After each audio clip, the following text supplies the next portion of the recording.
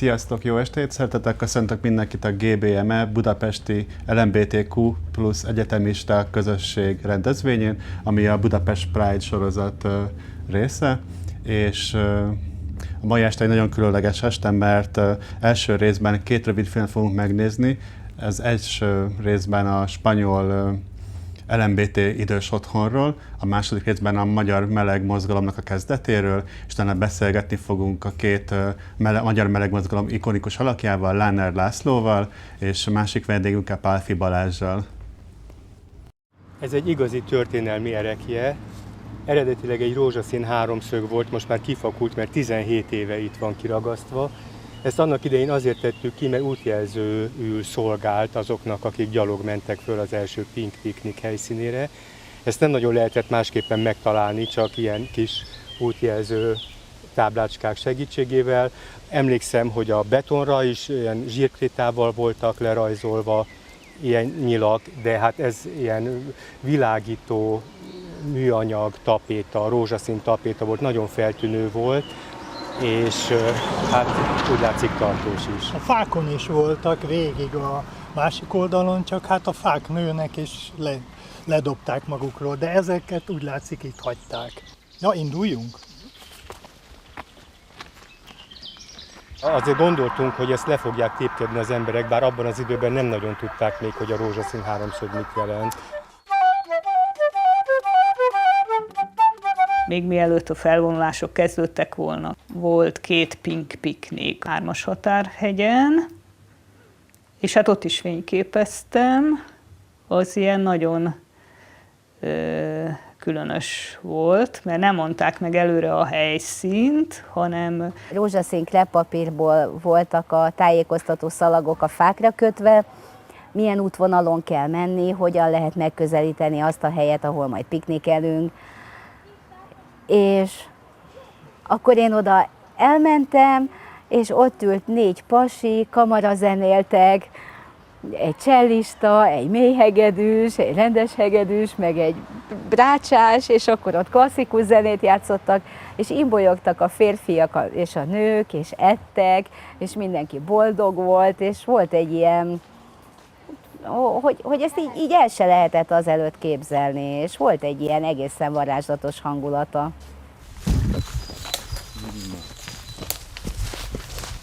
Ezt már fölismerem. Ezt már megismered? Igen. De nem ez volt a főtér, hanem ottan ki. Ott van Gábor. Igen. Ott a Gábor van, ott Igen. volt, mert ide csak úgy egyes csoportok lehetettek. De ez volt az igazán hangulatos része. Aha. Az a mező, amit középen volt, az itt volt. Csak be van nőve. Itt volt a zenekar annak idején, itt álltak ez alatt a fal alatt. Itt még ilyen asztalok voltak, szanaszét. Ja, mert itt volt a büfé. Itt volt a büfé. Igen. Na de ezek a fák, ezek... A gyerekek, itt 300 ember elfért. Persze. Annyian voltunk? Az első riportot most olvastam el, abban 300. Hát jó, lehet, hogy csak 150, de Akkor is fölturingoltad de egy akkor kicsit is- az adatokat. legalább 100 ember. De 100 legalább, igen. Hát azért az elég nagy tömeg. Tehát itt Ebből láthatjuk, hogy milyen élvezet vagytok. ez a facsoport megvolt, de mögötte az a tisztás is, ott egy ilyen beugrott visszatisztás volt. Itt ez a tűzrakóhely, ami itt van mögöttem, mert mi ugye amikor voltunk most előzőleg, akkor megnéztük. Ez akkor is már erdőben volt, ide is letelepedtek párak, meg ott hátrébb is. De Gyerekek, itt volt az égtörés. Nem, az nem itt volt. az nem, az volt ott benn, az volt bent ott benn, volt, igen, ott bent. benn, a belső. De bent volt, A belső bent réten volt. volt az Mondom, itt étszűrés, volt, igen. Itt hátul letelepedtek, ott még arra a dombra is fölmentek, és az akadályverseny az úgy nézett ki, hogy itt van a bányának egy fölútja, a felső ide a teremre a turistaút mellé, és akkor így körbe, és itt jöttek vissza. Hát ez ami elképesztő. Kaját is árultak egyébként, volt egy ilyen büfépultszerűség, és amit hoztak az ünneplők vagy a látogatók, az meg ki volt téve egy nagy pokrócra középen. És mennyire nem volt más lehetőség, mi sem jellemző, hogy ma, ha azt mondanád, hogy jöjjenek ide ki, hát elküldenének a búzsba, akkor meg kijöttek, cipelték a sörös ládákat, minden segítettek. Igen. Ez pontosan 1992. szeptember 13-án volt az első.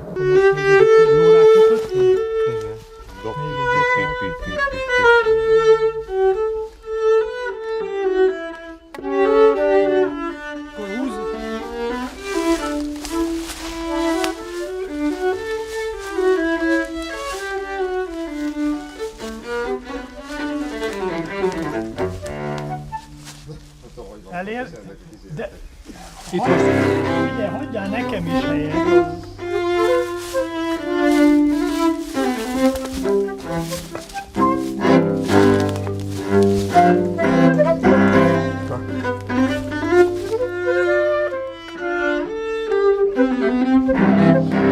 Gazsi, emlékszel rá, hogy akkor valaki... Gazsi, Igen? emlékszel rá, hogy akkor valakinél volt mobiltelefon, ami abban az időben még nagyon ritkaság volt? Szerintem a Cakónál, hát annak volt egy ilyen kis táska koffer. Igen, hogy ha kell, akkor segítséget tudjon hívni. Ide lehetne, csak így fordítani. Teljesen egy picit kisebb a tisztás ugyan, de teljesen ugyanolyan a hangulat. Igen. Zene szól, kiírás, piknik. Na, 17 évet visszafiatalodtunk. Aha, csodálatos. Szóval azt mondod, hogy itt voltak a fákon a rózsaszín háromszögek. Itt végig befele volt, nem ügyesség. Én is emlékszem rá, és nem is tudom, hány akadálypont volt. Különböző Márta. kérdések voltak. Mit tudom én? 13 még plusz egy, hát mit nem Ja, tudom. tényleg, a vége fele délután volt Tudom, az futni akadályverseny. Futni is Futni kellett, kellett, meg meg minden. asztalnál voltak ilyen totók, amiket ki kellett tölteni. Hát persze, mert akkor még ment nagyon keményen a AIDS elleni küzdelem, Hogy emlékezz. történhet, hogy én mindig csak arra emlékszem, hogy ittunk? Hát jó, hát akkor még emlékezz vissza, hogy akkor teljesen együtt volt a lány-fiú közösség. Hát nagy számban voltak lányok szerintem. Hát voltak. Én is emlékszem rá, hogy akiket akkor láttam, azok közül jó párat még ma is ismerek.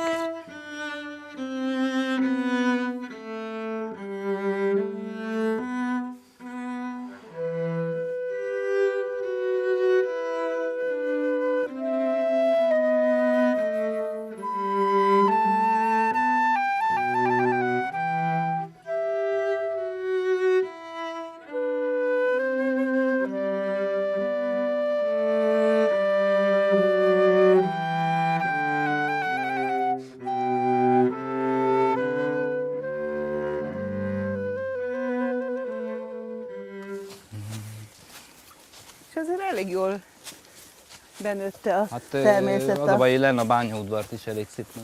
De hát figyelj, de azért 15 éve. Hihetetlen.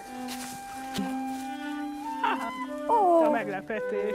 Ó, meglepetés. Tudtam, hogy ez Azt a mindenét, hát erre nem számítottunk. Mint hogyha régi időkben lennénk.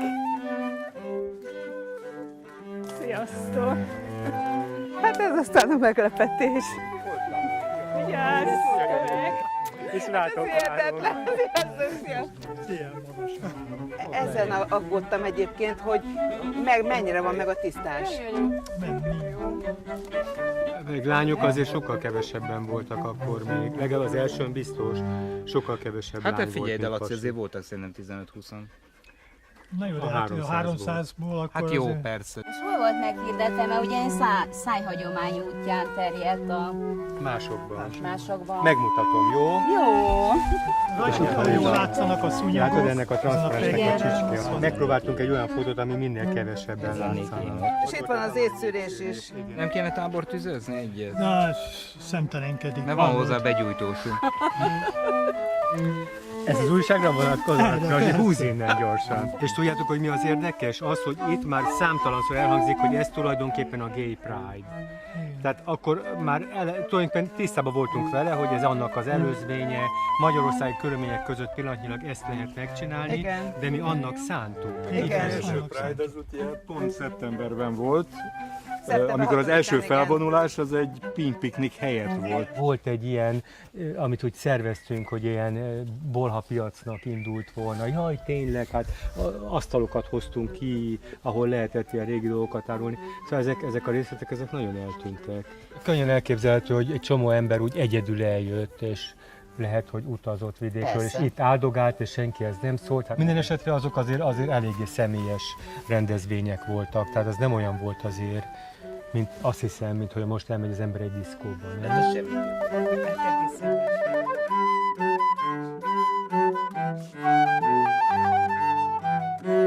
Az tény, hogy a 90-es évek második felében, és még az volt a jellemző, hogy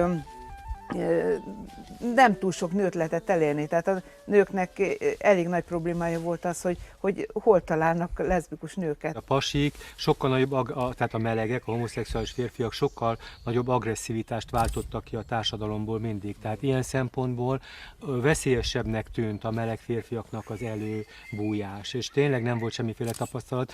És én akkor meg mindig azt gondoltam, hogy a leszbikus nőknek könnyebb lenne olyan szempontból, hogy valószínűleg nem fognak elmenni betörni a fejüket, a férfiak viszont ezt sokkal inkább kockáztatják. Én ezt Pontosan ez az, ami azt eredményezi, hogy egy kisebbség elkezd szerveződni. Mondjuk a meleg mozgalom szervezésében részt venni, az politika.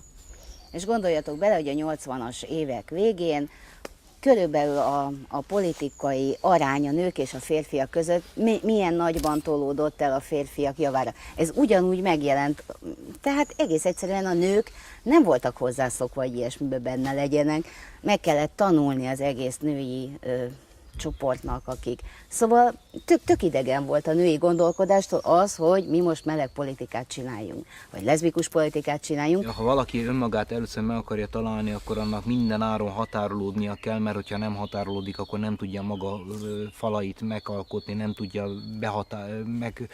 elhelyezni magát a világban. Idő kell ahhoz, amíg a coming out útján valaki eljut odáig, hogy egyszerűen egy ilyen szerveződésre el tudjon menni. Nekem, hogy 93-ban így elindultam és eljöttem a második Pink Piknikre, kifejezetten ilyen politikai indítatásom volt, szóval úgy éreztem, hogy én, Szabó Judit, még semmit nem tettem a rendszerváltásért úgy igazában, és úgy kerestem, hogy hol is tehetnék valamit érte, és itt találtam meg, hogy a meleg mozgalomban. Akkor derült ki, hogy mennyire fontosak voltak. Tehát amikor csináltuk, soha nem éreztük ennek igazából át a jelentőségét. De amikor nem tudom, 15 év múlva valaki elmondja nekem, hogy akár a hirdetések, a társkeresés, hogy előjön, hogy fölvállalja magát, akár egy Pink Piknik, ami akár fölfoghatunk úgy is, mint egy kis pitti rendezvény, nem? Mert hát kijöttünk a 3-as határhelyre, vagy nem tudom hol vagyunk, elbújtunk egy ilyen kőbányába, ott voltunk mondjuk, hogy 150-en, bulisztunk egyet, azt hazamentünk. És akkor utólag kiderül, hogy hány embernek ez az életében akár egy fordulópont volt például. És utólag, tényleg mindig utólag jön elő az, hogy te úristen, ez történelem volt.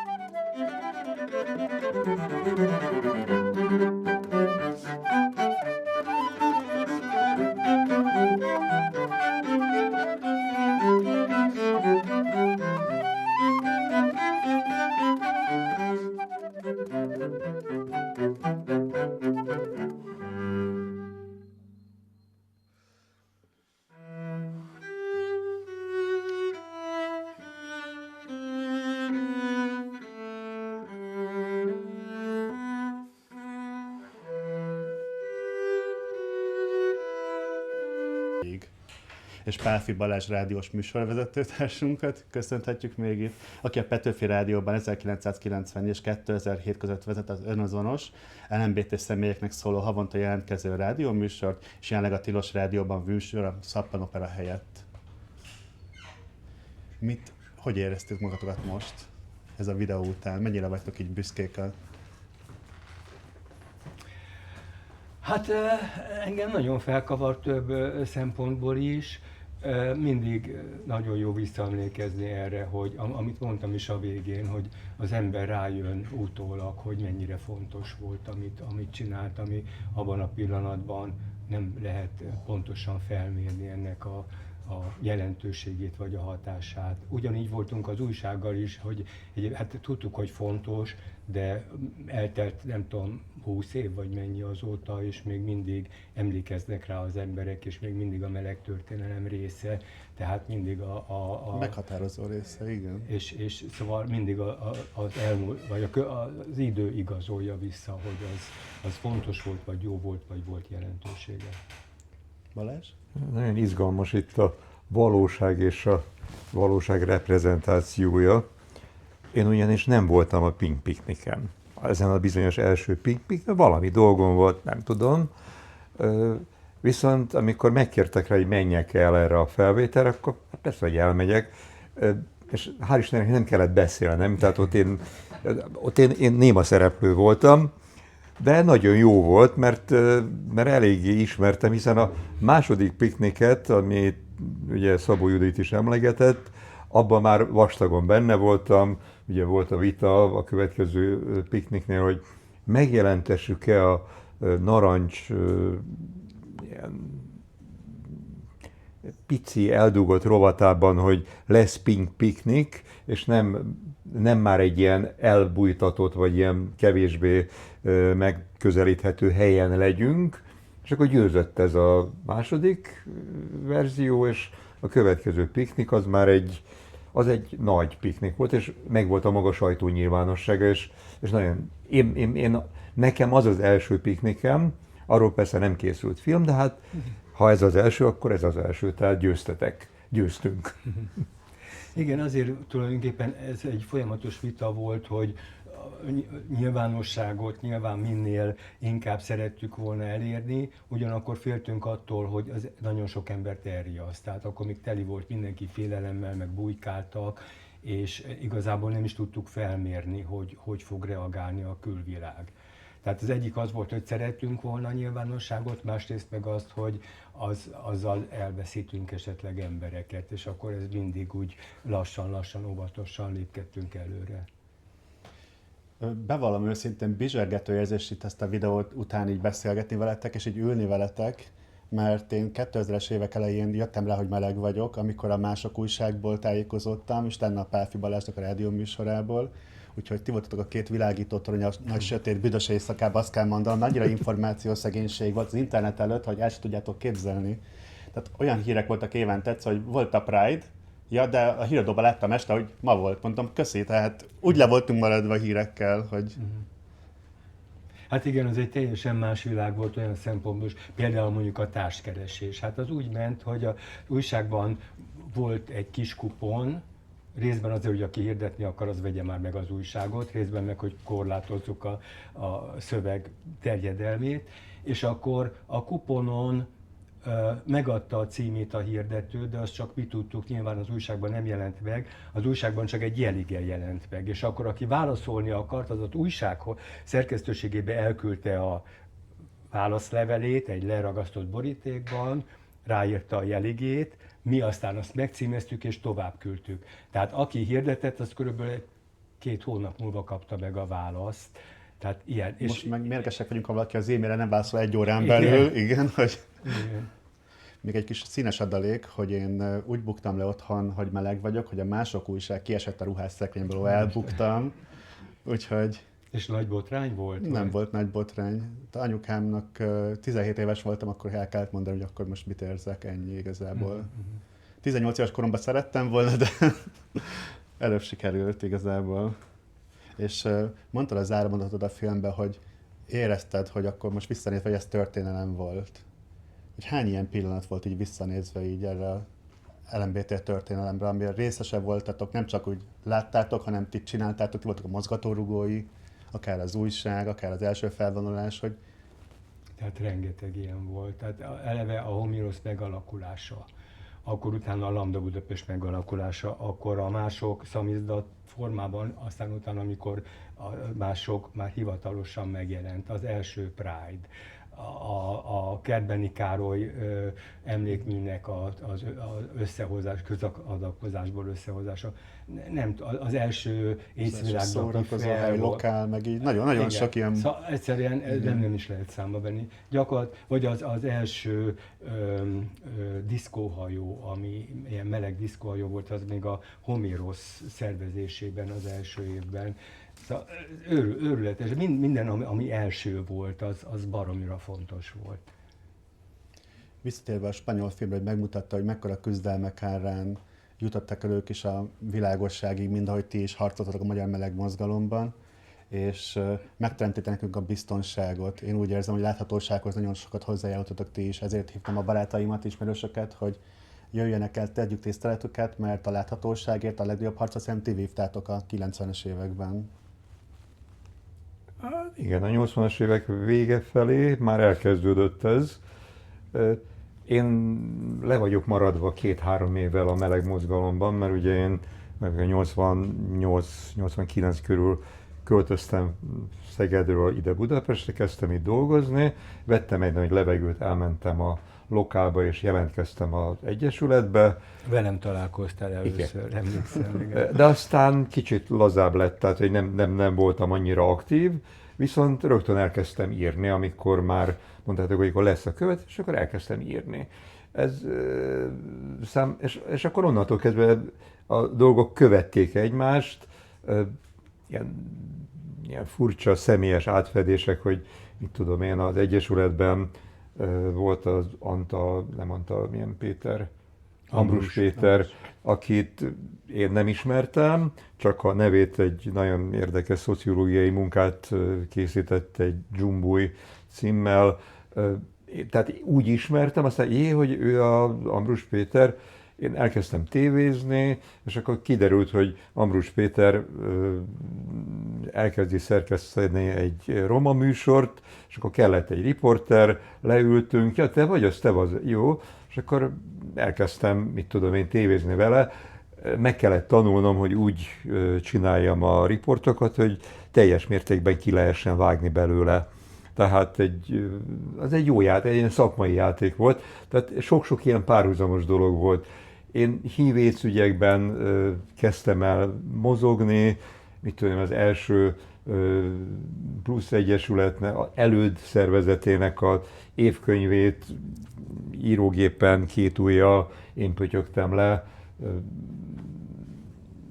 Az Óvegylet Alapítvány beindult, ezek mind ilyen fontos mérföldkövek, vagy éppen az Önazonos című műsor elindulása az 95-ben, az már 7 év, tehát hogy úgy telt el ez a 7 év is, hogy rengeteget csináltuk, de közben észre se vettük, hogy ez már történelem, ez mind hétköznapi apró munka volt, és nagyon jó volt csinálni. Ez szerintem egyébként ez nagyon fontos, amit mondtál, hogy baromira élveztük. Tehát egyáltalán nem az volt, hogy most egy, nem tudom, harcot vívunk a meleg egyenjogúságért vagy valami, hanem tulajdonképpen hálásak voltunk a sorsnak, hogy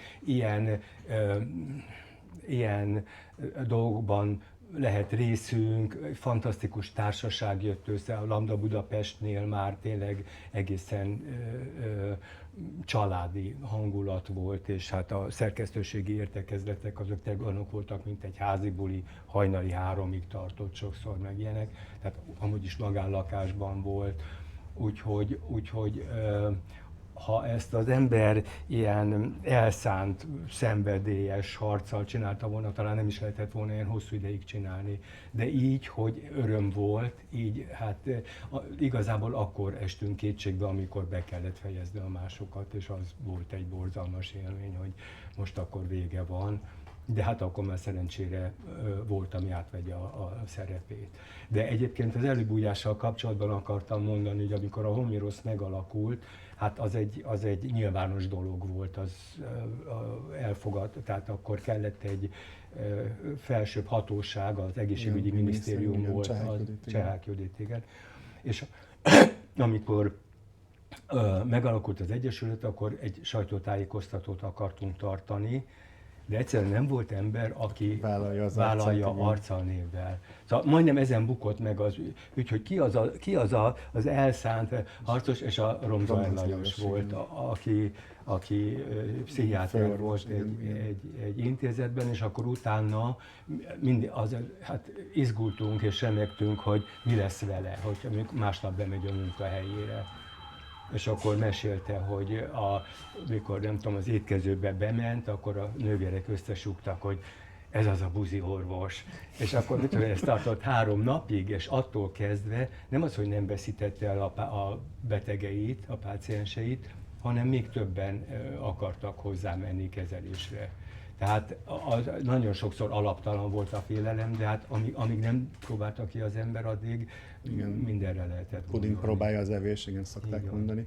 Visszatérve mondtad, hogy a harcotokra, és eszembe jutott, hogy a filmben mondták azt, hogy a diktatúrából jöttek ők is ki, mint mi 89-ben, és itt visszakapcsolnék, hogy Takács Marinak van egy nagyon jó film, biztos már láttátok, ez 2015-ben forgatták le, a Meleg férfiak hideg diktatúrát, mindenkinek ajánljuk, nagyon jó film, és erről a korszakról szól, hogyan jöttek ki a sötétből.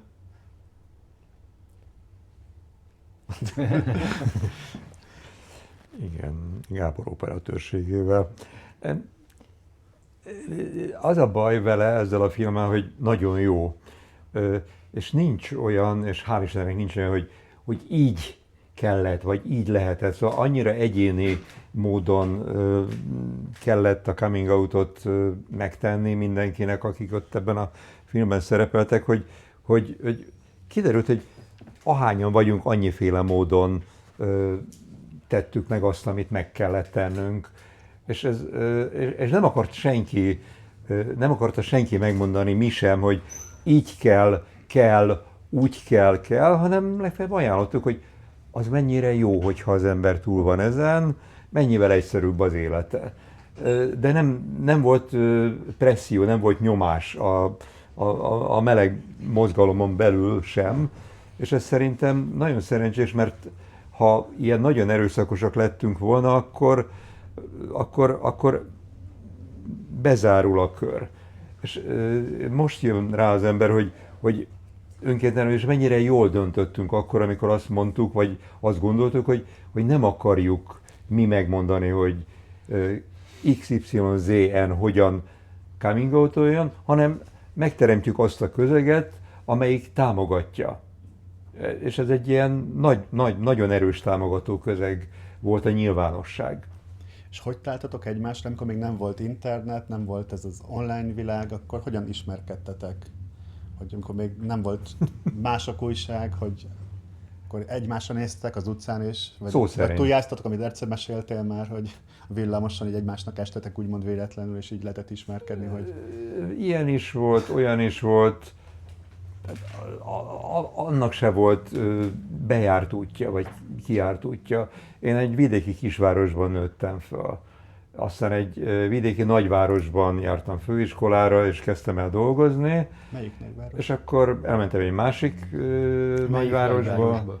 Tehát Nyírbátori, Nyíregyháza, Szeged, és akkor onnan jöttem Pestre, és akkor eldöntöttem, hogy én nem megyek tovább, nem menek, mert mindig benne volt az is, hogy el kell onnan jönni, mert forró lesz a helyzet. És akkor eljöttem ide, és akkor azt mondtam, hogy elég volt. Nekem ez volt a coming out, hogy elmentem a lokálba, és jelentkeztem.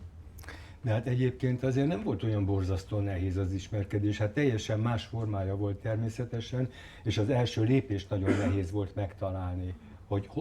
De hogyha, hát ott voltak a gőzfürdők, ott voltak a nyilvános vécék, ott voltak a strichplacok, ott voltak a házi bulik. Hogyha az ember már egyszer bekerült egy társaságba, már egyszer megismerkedett valakivel, akkor onnan már megnyíltak a kapuk. Tehát egy közösséget meg kell találni, és kapcsolódni. Vagy a közösséget, vagy azokat az ismerkedő helyeket, mint például a gőzfürdők. És sokszor tényleg az ember nagyon kifinomultak az érzékei, mert annyira kevés volt az információ, hogy a legkisebb jelre is reagálni kellett. Én például onnan tudtam meg, hogy a Széchenyi fürdőben lehet ismerkedni, hogy egyszer egy barátnőmmel mentünk oda, nem tudom, nyáron, teljesen gyanútlanul ment, és akkor mielőtt még elváltunk volna, hogy ő ment a női öltözőbe, én a férfi öltözőbe, akkor oda szólt, hogy de aztán vigyázz, hogy nehogy valaki letámad, vagy valami ilyen megjegyzést tett. És attól kezdve én tudtam, hogy hoppá, ide akkor érdemes. Jó helyen vagyok. Alig vártam, hogy egyedül visszajöjjek, és akkor például így az ember lassan-lassan rájött, hogy tehát azért inkább az volt a probléma szerintem, hogy nagyon sokan féltek, nagyon sokan titkoloztak, és például az, hogy valaki együtt éljen normális életet a barátjával úgy, hogy együtt is laknak, és nem tudom mi, az egyszerűen elképzelhetetlen volt abban az időben. Tehát vagy külön éltek, és vagy mérhetetlen titkolózások. Például volt egy olyan baráti pár, nagyon jó anyagi körülmények között éltek egy polgári lakásba, de külön telefonjuk volt. Tehát ha az egyiknek csöngött a telefonja, akkor a másik még véletlenül sem vette föl, és fordítva, vagy hogyha jött a takarítónő hozzájuk, akkor az egyik mindig elment otthonról, hogy a takarítónő ne lássa, hogy két férfi él együtt. Szóval ilyen... És féltetek a rendőrségtől is?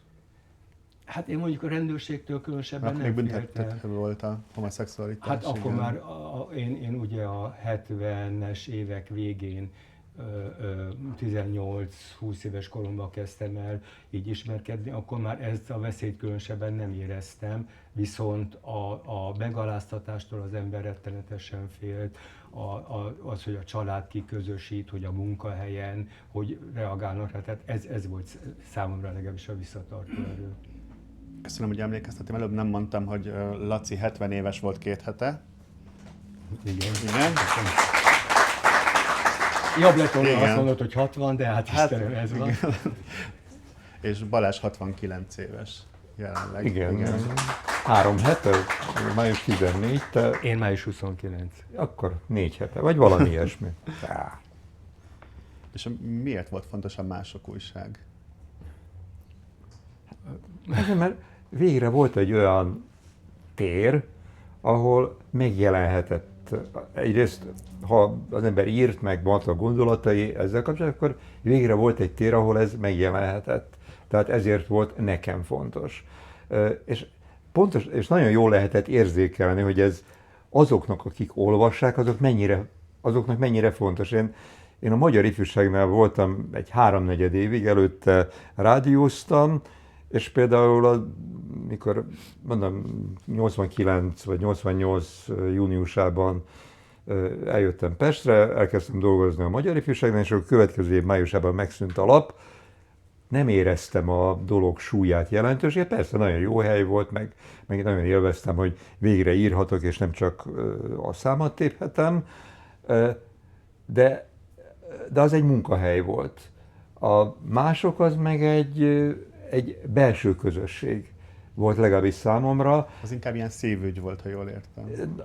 Hát persze, hogy az volt, csak kívülről is megvolt a visszaigazolás. Tehát az olvasói visszaigazolások, meg találkozások, az nagyon pontosan leképezte azt az érzést, hogy ezt kell csinálni, jó csinálni, mert fontos. A Magyar Ifjúságnél ezt abszolút nem éreztem, munka volt, érdekes volt, jó volt, meg még volt valami rendszerváltás is, meg tüntetések, meg ezeket meg is lehetett írni, de az egy másik érzés volt. De szóval, tulajdonképpen onnan indult, amikor megalakult a Homérosz, és éreztük ennek a korlátait. Tehát Budapesten pár ember, illetve amikor diszkó volt, akkor már sok ember, de a vidékre nem jutott el, a hírek nem jutottak el, szóval valahogy állandó volt egy hiányérzetünk, hogy igazából nem tudunk semmit elérni, csak egy... Szóval, vagy legalábbis nem azt, amit én elképzeltem, és akkor egy baráti társasággal, akik többnyire a Homéroszban szintén benne voltak, elmentünk Rábra együtt nyaralni. Egyébként a Meleg férfiak hideg diktatúrák című filmet is a nudista strand megmaradt, igen. Ott forgattuk az egyik. És akkor egész nyaralás alatt azon filoztunk, hogy mit kéne csinálni, hogy kilépjünk ebből a buborékból. És akkor jött az ötlet, hogy hát információra van szükség, hogy a vidékiek is a programokról értesüljenek, a társkeresésben se, stb. És akkor utána, amikor hazajöttünk Rábról, akkor minden szombaton nálunk találkoztunk, ettük a zsíros kenyeret, és akkor, mit tudom én, például egy spirálfüzetet teleírtunk ilyen címötletekkel, hogy mi legyen az újság címe. De még akkor sem gondoltuk igazából, hogy ezt meg lehet úgy valósítani, hogy később, tehát hogy hivatalosan újságárusnál árulják, teljesen, tehát azért szamizdat formában is kezdtük el, és igazából az is egy kicsit olyan próba volt. És 3 szamizdatszám volt, és akkor mondtuk, hogy na hát nincs megoldva a terjesztés, hagyjuk abba. volt egy postafiók címünk a lapok, és annyi, tehát a szamizdat az pár száz példányban jelent meg körülbelül, tehát egy-egy szám, nem sokkal többe, és mégis annyi visszajelzés jött a postafiókunkra, hogy ez fontos, és folytassátok, és csináljátok. Megteremtettek az igényt erre. Igen, és akkor döntöttük el, hogy na, akkor viszont csináljuk komolyan. Kellett egy ember, aki ezt aki ért hozzá, tehát újságíróként, szerkesztőként, nyomdai tudással, és ezt vállalja is mondjuk főállásban. És ez volt a Bence Gábor, aki hosszan hezitált, mert ő neki volt egy nagyon jó munkahelye, és azt ott kellett hagyni emiatt a teljes bizonytalanságra. De amikor ő elvállalta, ő nagyon jól kézben tudta tartani az egészet, nagyon jó elképzelései voltak, és a szerkesztőségnél, a szerkesztőségi értekezleten, hát akkor mindenki dumált jobbra-balra, meg bort ittunk, meg nem tudom mi, és akkor a Gábor mindig el tudta érni azt, hogy gyerekek, ne lefetyeljetek itt addig, amíg nem áll össze a lap, tehát a terv, addig kus van, addig mindenki mondja meg, hogy mit fog csinálni, milyen anyagot hozott, nem tudom, és akkor írta a kis papírjára, és amikor úgy látta, hogy na, következő szám összeállt, akkor a gyeplőt a társaság közé dobta, és akkor már lehetett bulizni onnantól. Izgalmas. És Balázs, hogy indult 94-ben az önazonos? Ezt meséld már el nekünk, hogy kaptatok egyetlen engedélyt, hogy indult ez az egész?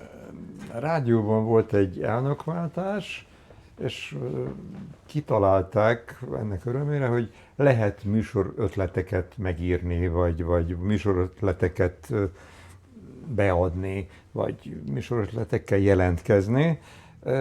És nekem úgy beugrott, hogy kellene egy olyan műsor, amiben élőben beszélgetünk, és az a specialitása lesz, hogy abban mindig elmondom, hogy én is buzi vagyok, mert nem ilyen nyelvezettel, de hogy ahhoz képest legyen a társalgás az élő adásban, és akkor ezt megírtam 2 oldalba, elkezdtem puhatolózni, hogy vajon hol lehet ez, és akkor mondták, hogy talán a Petőfi éjszakai adásban. Akkor megkerestem a kijelölt, akkor még nem indult meg, a kijelölt felelős szerkesztőt, a milyen János.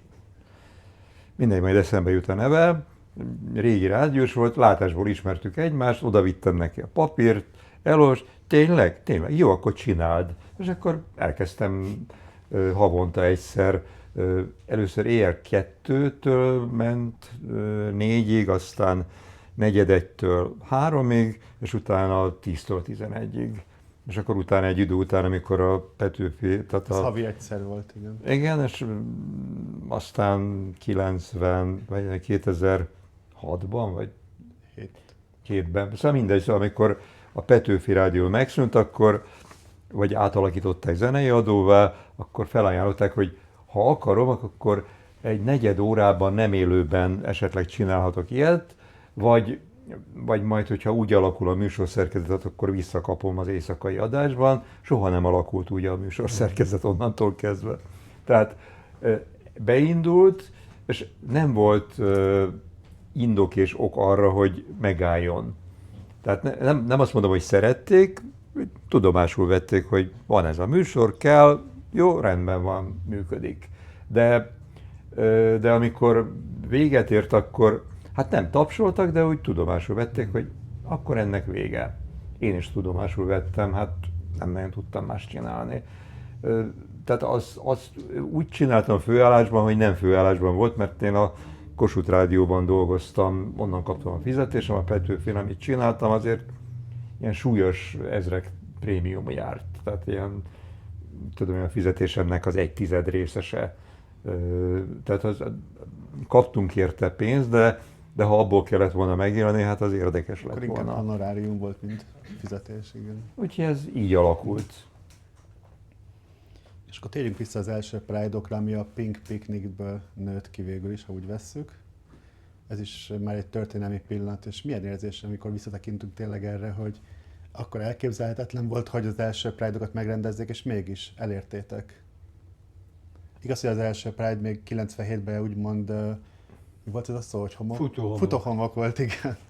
De annak is megvolt az előzménye, ugyanis az észvilágnap alkalmából voltak fáklyás felvonulások, amit kvázi nem nevezett az ember Pride-nak, mert nem is az volt, de nagyon hasonlított hatásában is. Tehát először este, éjszaka, vagy késő este, tehát fáklyás felvonulás volt, és ugye az első magyar meleg filmfesztiválon volt az, amikor megállapodtunk, vagy beszéltünk arról, hogy jó lenne tovább lépni az észfelvonuláson túl is, hogy legyen majd Pride. Én erre úgy emlékszem, ugye az első Pink Picnic már, de a másokban is úgy jelent meg, hogy ez egy Pride tulajdonképpen, csak a lehetőségek Titkos Pride. Ennyit adnak. És akkor utána évekig, nem tudom hány Pink Picnic volt, de azt tudom, hogy amikor az első igazi Pride volt, akkor is igazából egy Pink Picnic szervezésére jöttünk össze a csapat. És akkor valaki fölvetette, hogy a Tabánba, tehát rendezzük meg a pikniket, de a Tabánba. Ne kívül, hanem Budapesten belül, igen. És akkor ez már a 3-as határhegyen volt, igen. Igen, és akkor ez már nyilvánosabb. És akkor nem tudom, pár embernek jött a következő ötlete, hogy ha már úgyis nyilvános, és bejövünk Budapestre. Eszkalálódott a helyzet, akkor úgy érzem. Üljünk ott a füvön és együnk, hanem menjünk el és vonuljunk fel, és akkor legyen egy rendes Pride. És az egynapos volt, a Kapella volt a bázis, onnan indultunk, oda rohantunk vissza. A Vörösmarty tér, és akkor úgy vissza. Igen, a Vörösmarty téren a Balázs mondta a beszédet. Mert hogy szereposztás volt az a 15-20 ember, aki ebbe benne volt, hogy te akkor a rendőrséggel, ez Mocsonaki volt, te nem tudom, a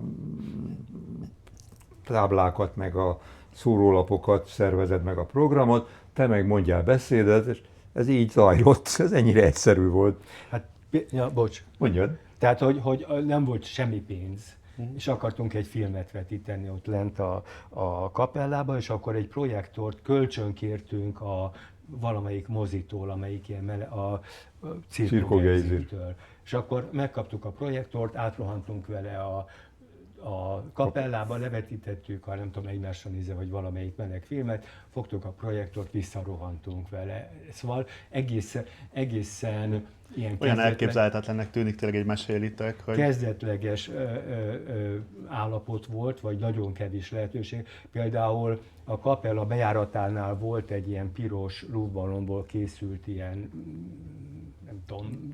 Kapuív.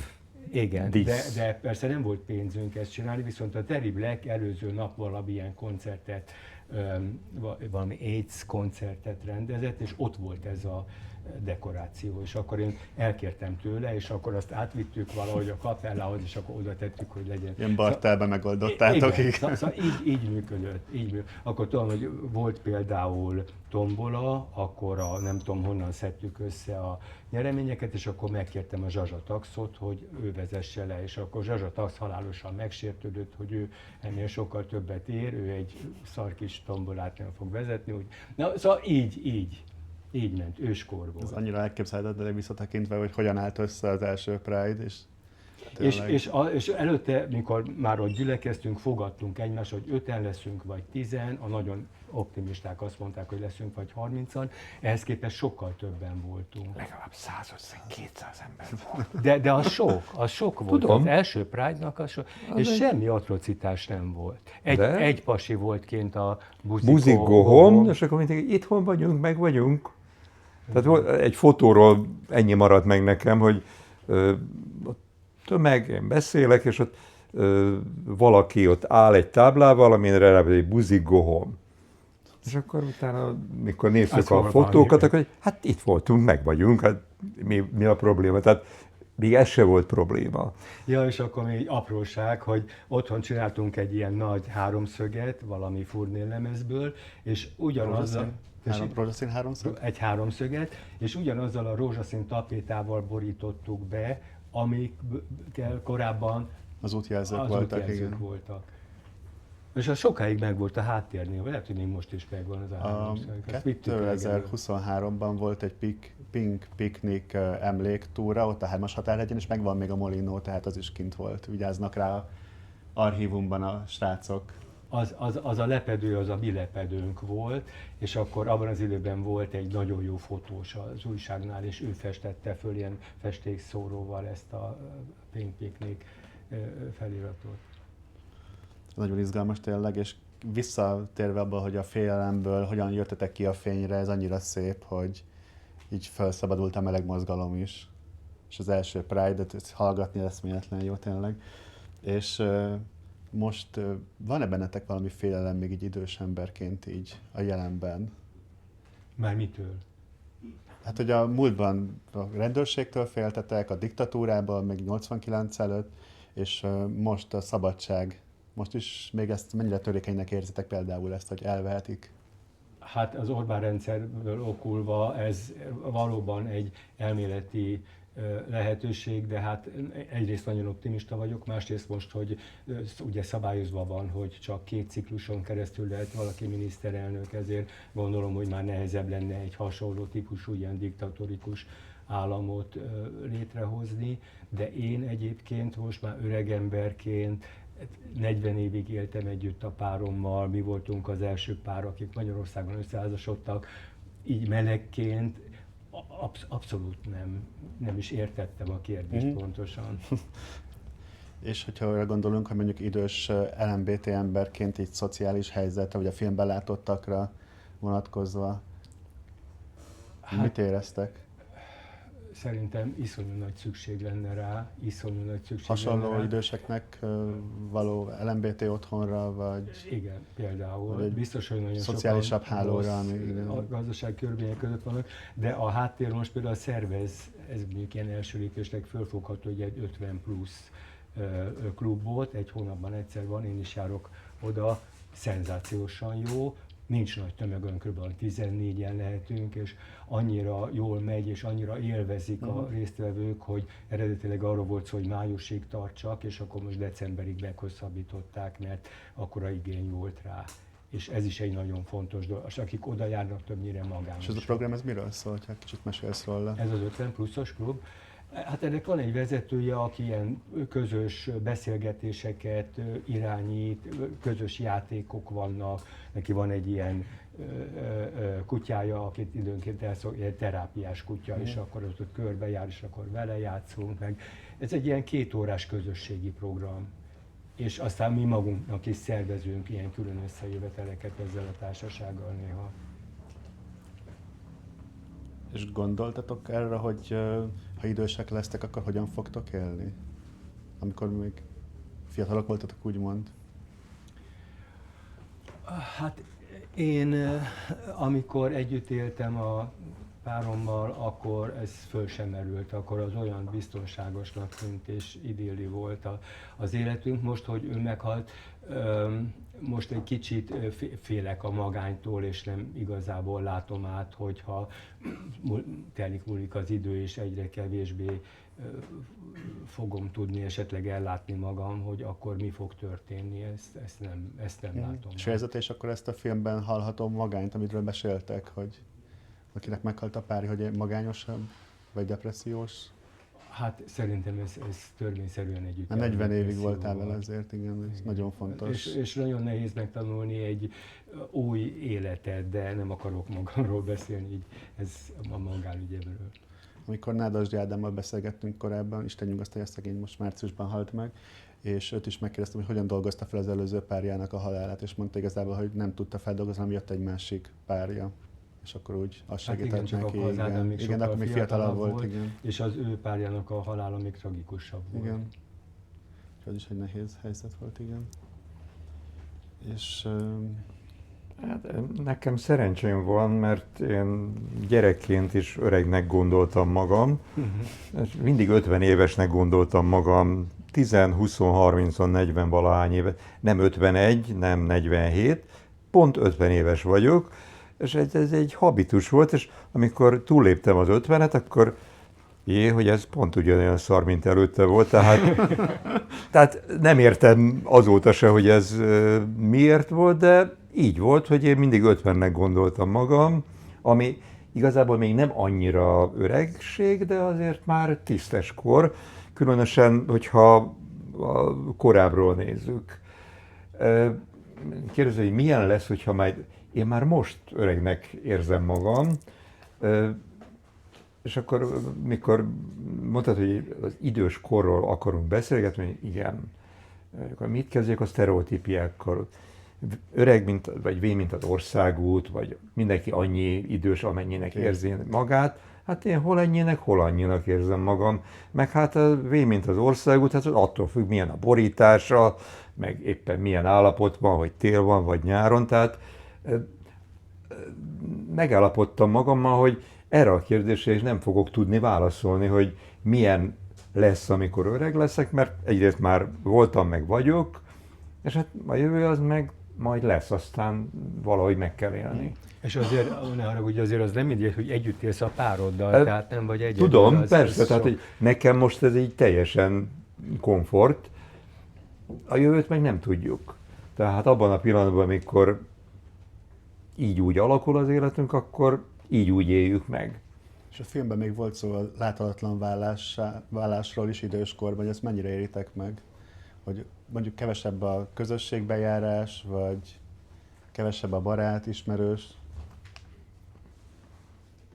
Hát én nekem elsősorban ugye az, hogy egyre több barátom hal meg, tehát ilyen szempontból már kevés olyan ember van, aki igazán közel áll hozzám, de például meghívnak az egyetemi meleg klubba beszélgetni, ez egy óriási dolog, vagy elmegyek az 50 pluszos klubba, meg azért vannak barátaim. A közösség az nagyon fontos akkor. Tehát, hogy attól még, hogy az ember egyedül van, nem feltétlenül kell, hogy magányos legyen.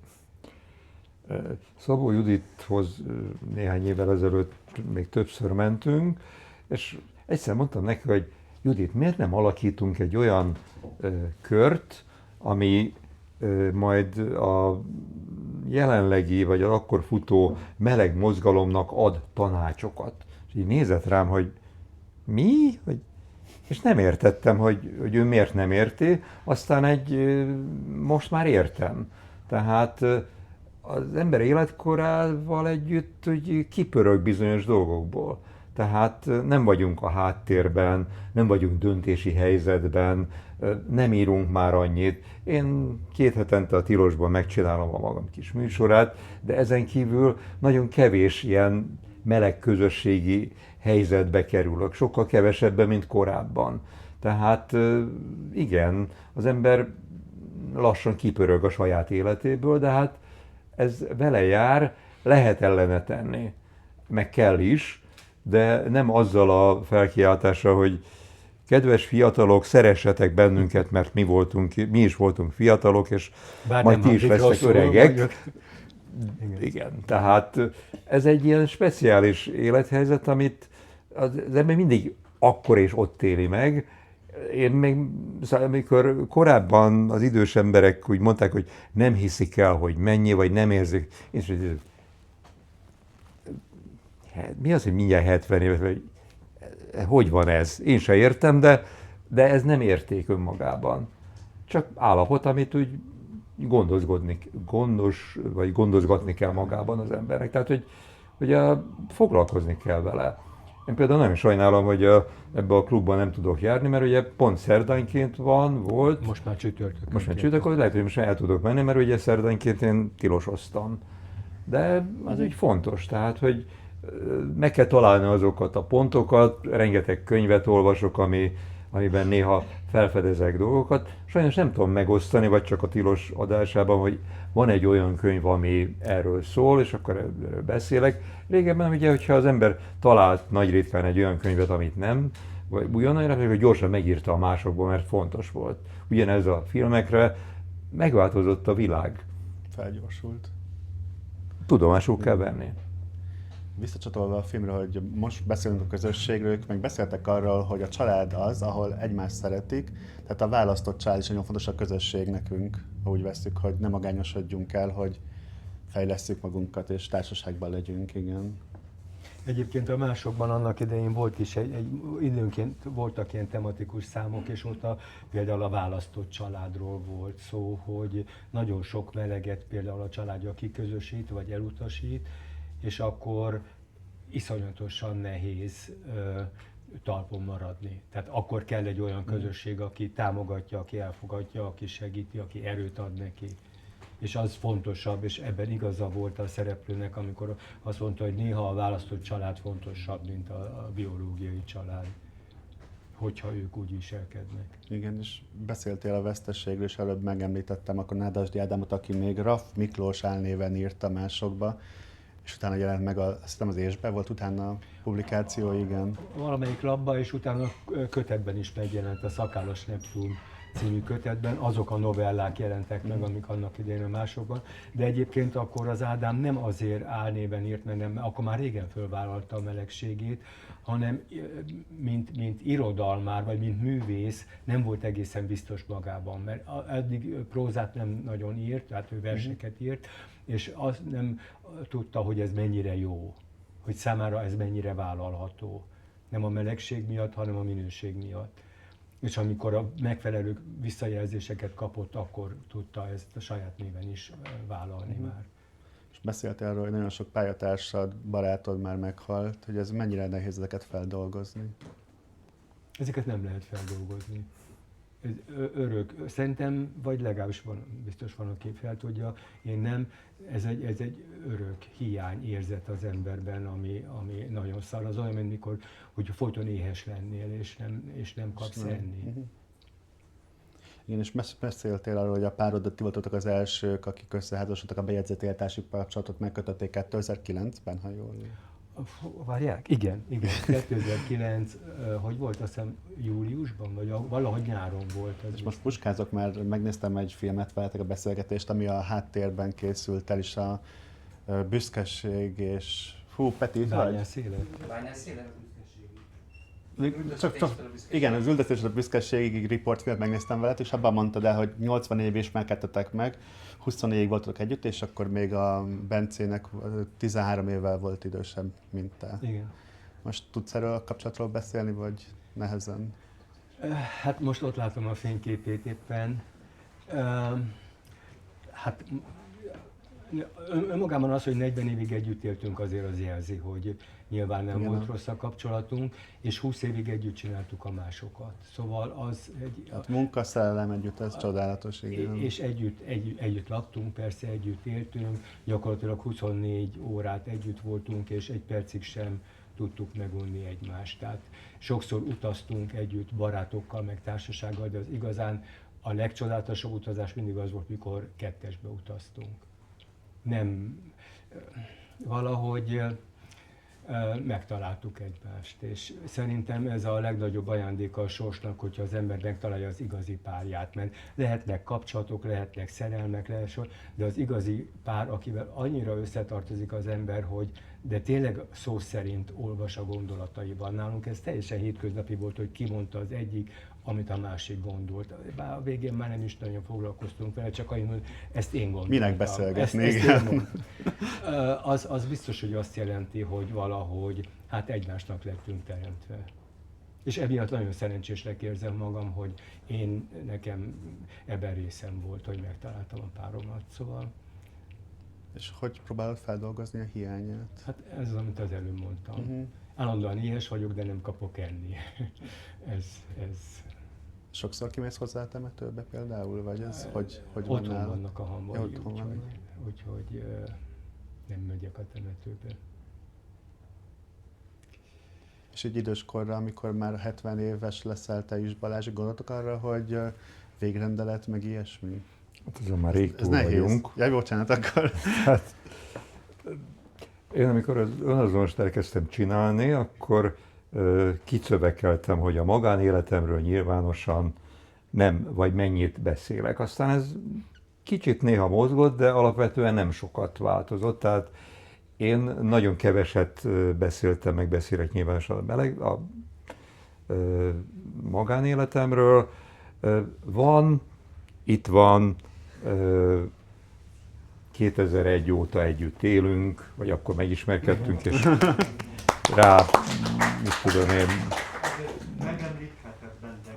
igen, és van egy pótbébisintére egy gyerekünk, tehát egy barátnőnk férje meghalt, és akkor volt Bendegúz mondjuk az 5,5 éves, és kérdeztük Katától, hogy miben tudunk segíteni, és mondta, hogy néha vigyétek el Bendegúz, hogy ő is neki is legyen. És akkor így hozzánk nőtt, és azóta is én úgy hívom, hogy pótbébisintére egy gyerekünk. Nagyon szoros lett a kapcsolat. Közben ugye 2009-ben mi is összeházasodtunk, mi voltunk szerintem a második vagy a harmadik utánatok, mert ugye az én kedvesem nem magyar állampolgár, és ott egy hónapot ki kellett várni, de rögtön mi is elkezdtük az ügyet intézni, amikor már lehetett, és akkor ez úgy megtörtént. El vagyunk, meg vagyunk, köszönöm szépen. Köszönöm szépen az élményeiteket és emlékeiteket, és köszönöm szépen, Laci, hogy ilyen tisztán és nyíltan beszélhettünk erről a nehéz témáról. Hát én köszönöm szépen a meghívást. Igen. És mit gondoltak, hogy mit tanulhatunk most mi fiatalok tőletek, így az idősebb generációk, akik kitapost nekünk még a Pride-ot is, hogy... Jézus Mária. Nagyon nehéz kérdés, de... Kitartás. Türelem. Az embernek fenekének kell lenni, hogy végigcsináljon dolgot, végig kell ülni, végig kell rágni. Nem olyan egyszerű. Tehát nem lehet mindent így egy rohammal, vagy kettővel, vagy hárommal. Néha bele kell ülni, néha végig kell gondolni, és néha be kell látni, hogy bocs, megvannak a korlátaim. Ez hiába mondja az ember, ezt úgyis csak magától tudja az embernek saját maga úgy kialakítani az életét, hogy minden meglegyen.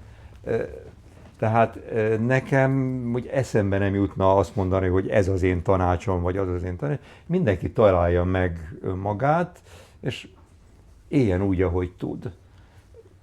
Ennyi. Tehát nincs üzenet, nincs olyan, legalábbis én nekem nincs, nem találtam még ki.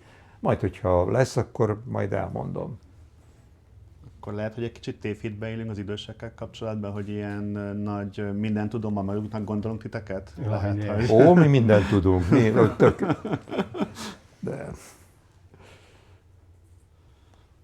És mit gondoltok ti a fiatalokról?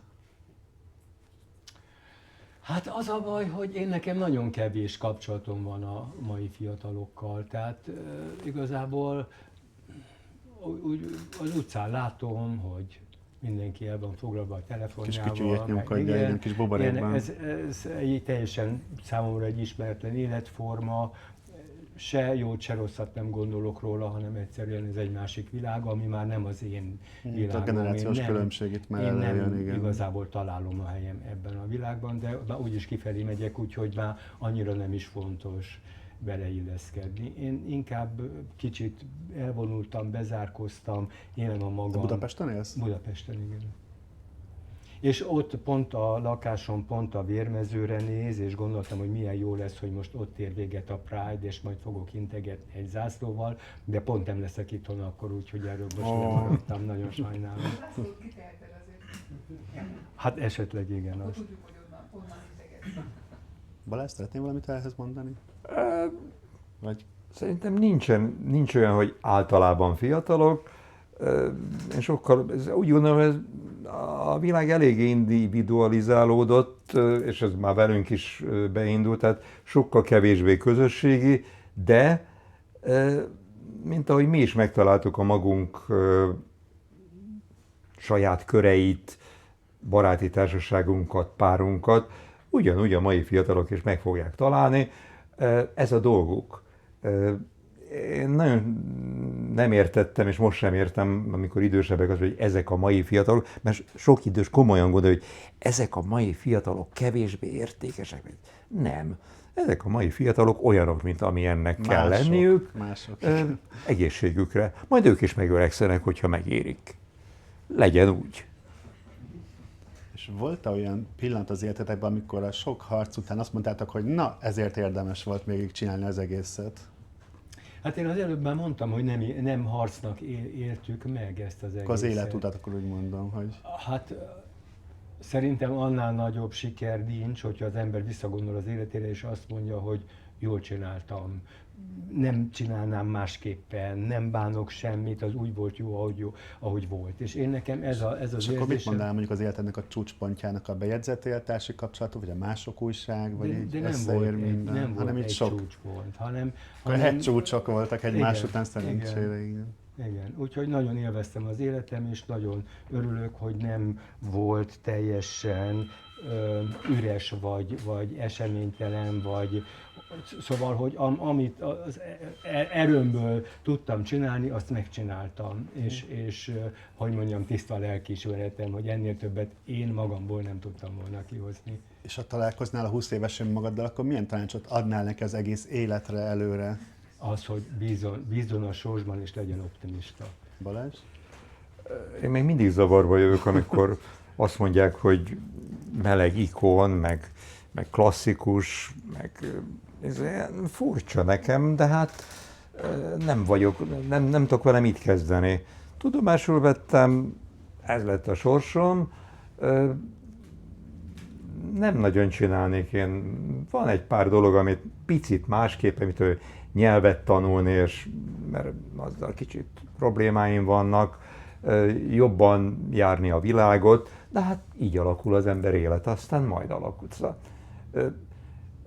amit Laci mondott, hogy visszanézek, megcsináltam, Megcselekedtem, amit megkövetelt a haza. Azzal meg futásomat elvégeztem, és így tovább, tehát amit lehetett, azt megéltem. És ettől több nem kell. És nem lehet szétszálazni, hogy ez akkor és úgy, és ez így már összegabajodott, és ott van mögöttünk, és ez jó, ami mögöttünk van. Tehát, bocsánat, cínikus, gonosz vénemberek szokták mondani, hogy mi már megéltük, ti ezt még nem. Majd csináljátok, próbáljátok.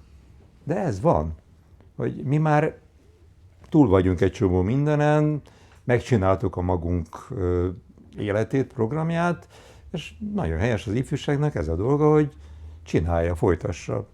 Működik. Tehát én nem látom, hogy... Szóval nekem, hogyha a csúcspont az ami a Pride-ok, hogy Jézus Mária, mennyi ember nem is ismert. Mert az elején azt a 10-20-30 embert arcról, névről ismertük egymást. Most meg tömeg van. Nagyon helyes. És mit gondoltok 10 vagy 20 év múlva, hova fog haladni az LMBT közösség? Mi az új irány, mit kéne még elérnünk, mit kéne megharcolnunk? Mi a nagy kihívásunk? Hát szerintem azt szokták mondani, hogy az igazi, akkor éri el a meleg közösség igazából a célját, hogyha már nem lesz rá nem lesz szükség meleg egyesületekre, nem lesz szükség meleg szórakozó helyekre, mert annyira természetes lesz, hogy a világ része, ahogy a heteróknak sincs. A melegházasság után teljes elfogadásig eljutunk. Hát nyilván a melegházasság, a gyerekörökbefogadás, amik jogilag még előttünk állnak, én szerintem az hamarosan rendben lesz Magyarországon, és attól kezdve inkább az, hogy a közvélemény mennyire tudja ezt már természetesként kezelni. A kedves ifjúságnak van, hál' Istennek, sok dolga. Annak idején azért is jó volt mozgalmárnak lenni, mert kevés és pontosan kiszámítható ellenállásokba tudtunk belefutni. Mert hogy volt a Jobbik, meg mit tudom én, voltak ellentüntetők, akik a Pride-nál úgy szaladgáltak, meg kockakövel dobáltak. Erről beszélek, hogy igen, megváltozott a világ, és most a szélső jobb oldal, és ez nem csak Magyarországról szól, a populista politika és a jobb oldal, ahogy elkezdett terjeszkedni, hát lesz dolga a mai mozgalmároknak, sokkal több vitát végig kell csinálniuk, hogy nyugton maradhassunk. Tehát annak idején mi kevesen voltunk, mentünk, volt kis ellenállás, volt nagy ellenállás, és most szervezett ellenállás van.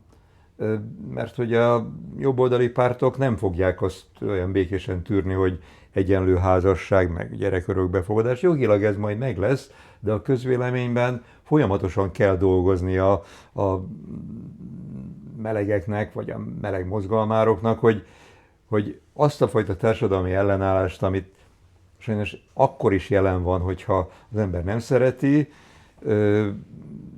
én nagyon ritkán, de ráveszem magam, hogy posztokat, hozzászólásokat végigolvassak. Néha hány ingerem van. Ne olvas kommenteket.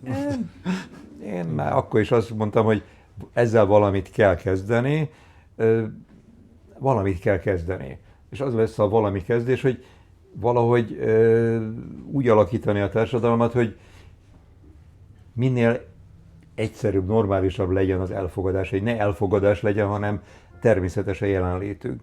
Azért néhány évtized még ez be fog következni, hogy már nem kell meleg mozgalom. Szóval az elkövetkező 10-20-30 év azért még azért lesz itt mozgalmi feladat. Lesz még dolgunk rendesen, de ha arra gondolok, hogy tavaly például a Pride-onkor kimentünk, és ilyen 250 000 vagy 300 000 ember ott volt mellettünk, akkor azért mégis éreztük, hogy a társadalom előre haladottabb, mint a kormányunk. Pontosan, tehát ezzel nincs gond, csak ami följön amivel nincs mit kezdeni, csak meggyőzni, elutasítani, helyére tenni folyamatosan, azt kell csinálni például. És ez még sokáig fog tartani. De közben kell, meg lehet örülni annak, hogy mennyivel jobb most a mi életünk.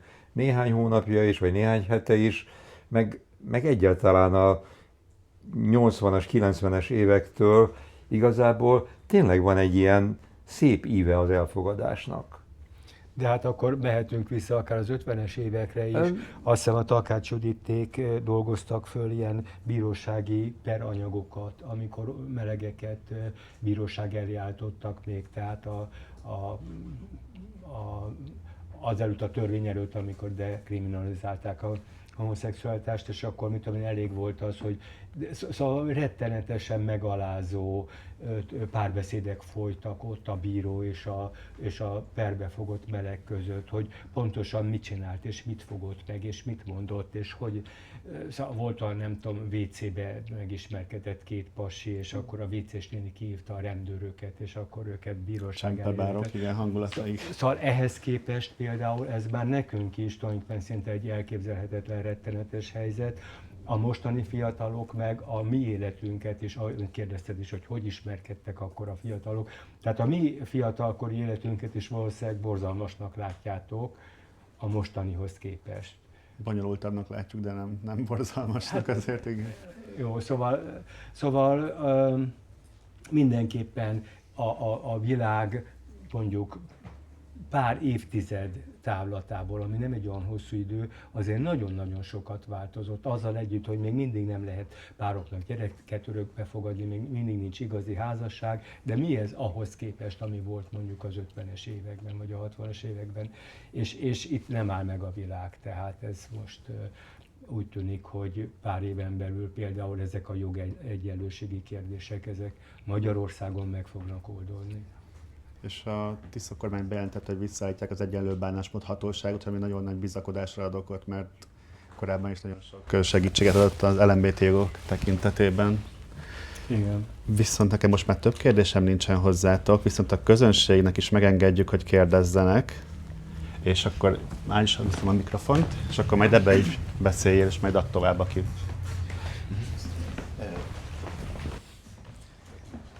Jensnek hívnak, és én nagyon nagy örömmel hallgattam ezt a beszélgetést, hiszen kortárs vagyok, és egy kicsit tanúságtételt is szeretnék tenni kortársként.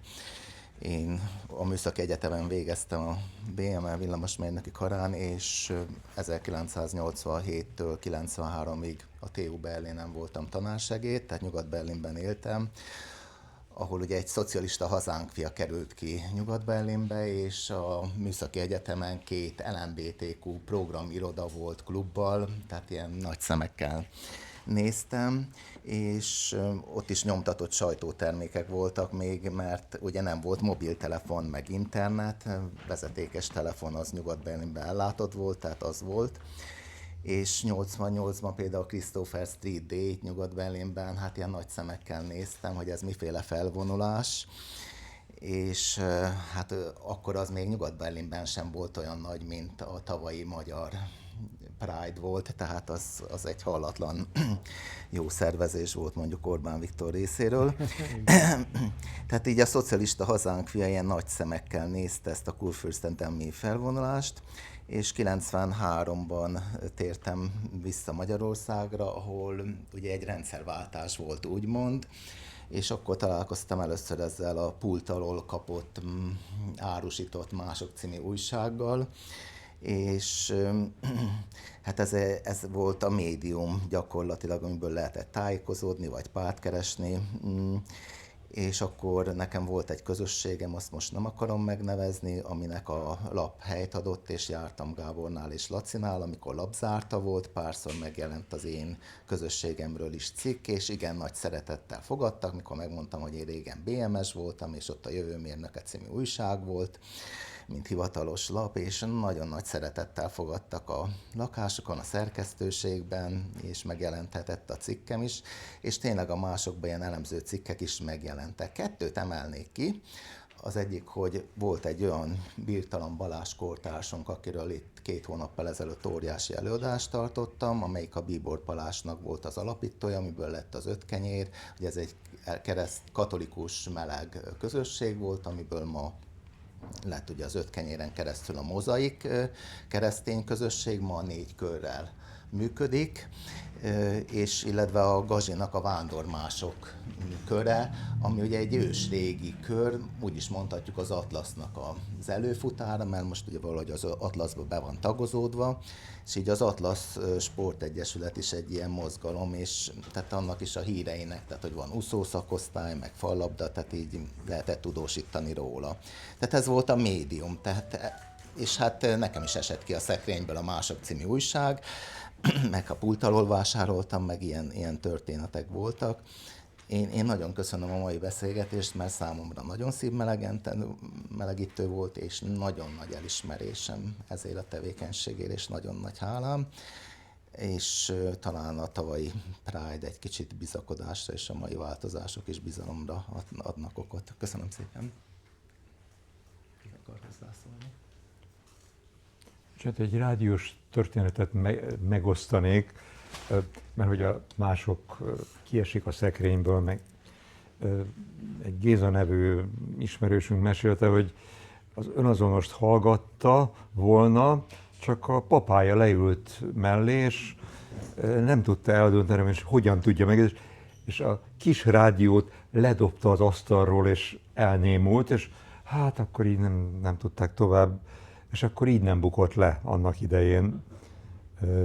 Ez a Géza nevű, nem akarom mondani, mert ez egy személyes történet volt, nekem elmesélte, hogy bizony le kellett dobni a rádiót, hogy nehogy kiderüljön otthon, hogy ő ezt hallgatja, vagy hallgatná.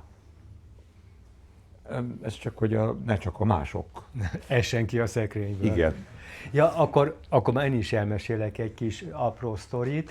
Mi a Belgrád rakparton laktunk, ott egy elég nagy lakás volt, ott volt a Mások szerkesztősége, és mikor felújítottuk a fürdőszobát, és új csempét tettünk fel a falra, akkor az egyik csempe mögé befalasztuk az egyik Másokat, beletettük egy nejlonba, és befalasztuk. Úgyhogy most nem tudom, hogy az új lakók leszették a csempét, vagy most még mindig az van fönt, vagy 50 év múlva fogja valaki kibontani, és nem fogja érteni, de ez egy ilyen időkapszula most ott a fürdőszobában. Ez igen. Ja.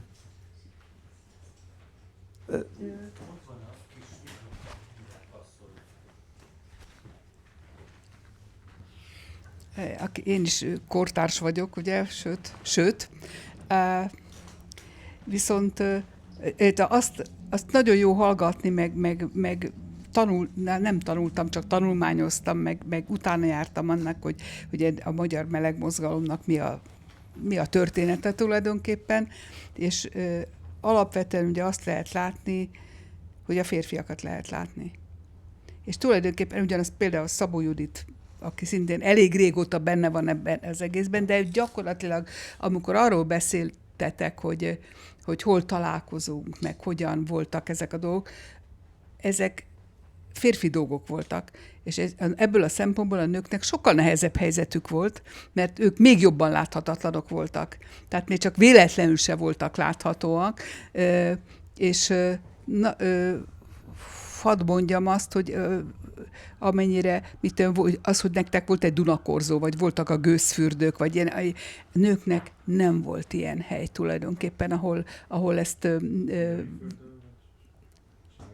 De ott is női fürdő nem is napok. volt. Nem volt, tehát az csak később lett nagy nehezen kiharcolva, hogy legyen női nap a Rudasban, meg hogy a királyfürdőben. Amit aztán ugye gazdasági okora hivatkozással meg is szüntettek. Meg a nem, hanem most arról beszélek, hogy ahhoz, hogy például a leszbikus nők egymásra találhassanak, most nem csak párkapcsolatilag, hanem mozgalmilag is, tehát az hogy tudjanak tenni a saját magukért, és egyáltalán a meleg mozgalomért tudjanak tenni, az sokkal nehezebben tudtak bekapcsolódni. Igen, csak én azt kérdeztem, hogy az, hogy lett a fürdőben egy napja csak nőknek, amögött volt-e egyfajta mozgalmi besegítés, vagy azt a fürdő maga döntött el, vagy ti javasoltátok? Ezt igazából nem tudom. Nem tudom, az biztos kellett, hogy valamilyen nyomás legyen mögötte, de hát szóval ebben csak azt szeretném mondani, hogy nem véletlenül például az, hogy a Labris Egyesület megalakult 1999-ben, mert ez nem egy ilyen dacból, vagy valami, hanem egyszerűen az, hogy amikor kiderült ugye az, hogy a meleg mozgalom alapvetően férfi szemléletű, és hogy a nőknek vannak speciálisabb szemléletbeli dolgaik, meg az életmódjukban, meg minden, és hogy szükség volt arra, hogy ők is szerveződjenek, hogy úgy mondjam, de közben meg a Labris, hogy is mondjam, az egész mozgalomnak egy fontos része. Tehát itt nem arról van szó, hogy abszolút elkülönülve, csak bizonyos speciális igényekre jobban választ adva. Ugyanígy, ahogy most már vannak mindenfajta egyéb csoportok is, akik szintén a meleg mozgalmon belül tudnak szerveződni, szintén speciális igényekre, most mondjuk az aszexek, vagy a különböző transz szerveződések, vagy meg még egy csomó minden. De tulajdonképpen, hogy nagyon sokszínű a meleg mozgalom, de az eleje alapvetően férfi központú.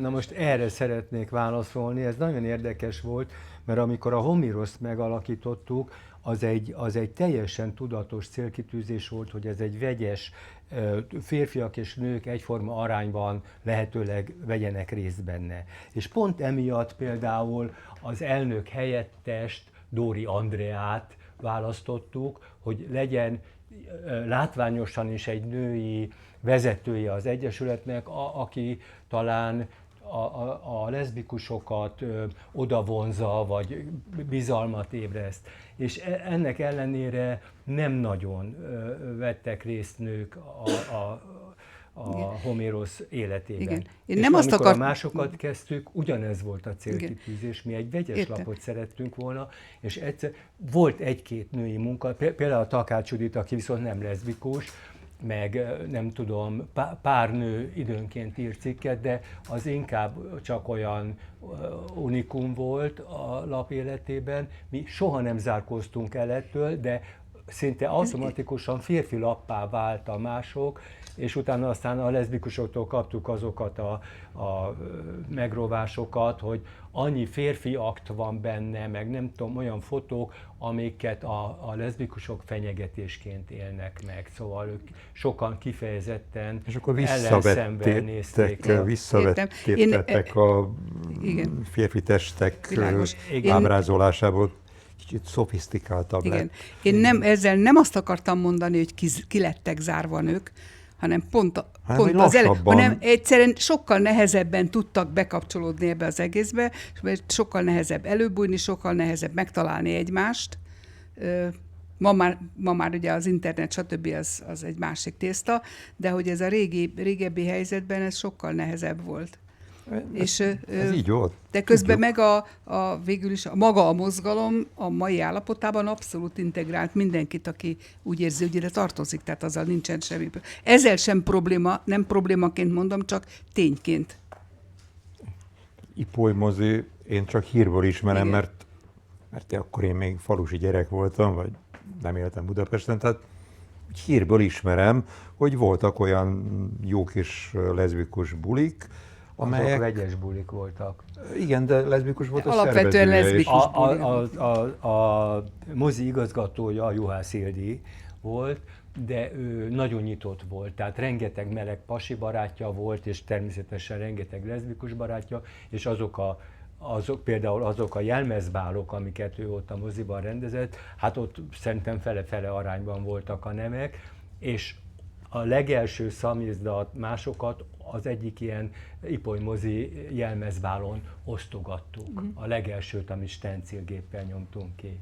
Én akkor, ha csak a saját élet példámat hadd mondjam, hogy addig az internet előtt én nem találtam meg ezt a közösséget.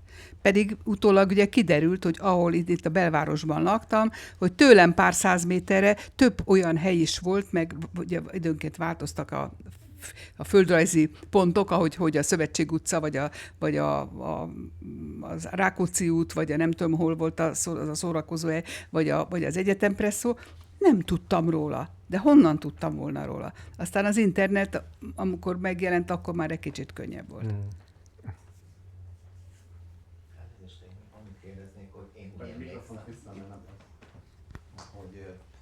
Hogy az akkori korban ez az LMBTQI plusz fogalom, ez nem is létezett. Tehát nem tudom, voltak talán a melegek, leszbikusok, de ez nem volt ennyire kiterjesztett, vagy nem jól gondolom? Erre mondta a Nádasdy Ádám azt már azóta szerintem közszájon forgó mondását, egy Pride után meginterjú volták, és akkor így kérdezték, mi a vélemény az LMBTQI. Azt mondja, hogy én ezt nem tudom, én csak egy egyszerű buzi vagyok. Igen.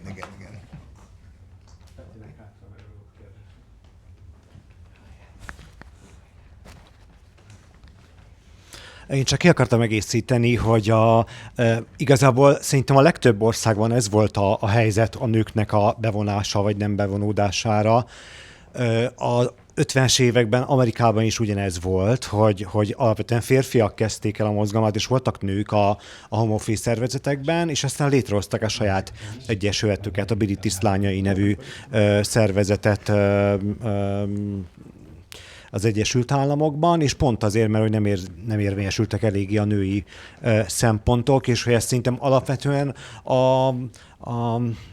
tehát a férfi központú szexista társadalmi berendezkedésnek köszönhető, hogy gyakorlatilag az LMBTQ, mai kifejezéssel LMBTQ mozgalomon belül is a férfiak uralták a terepet gyakorlatilag.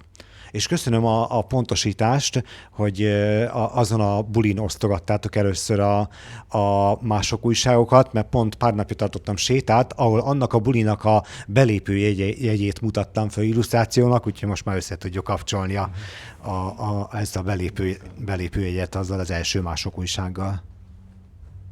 Valakinek még kérdés, tegye fel a kezét? Nyugodtan.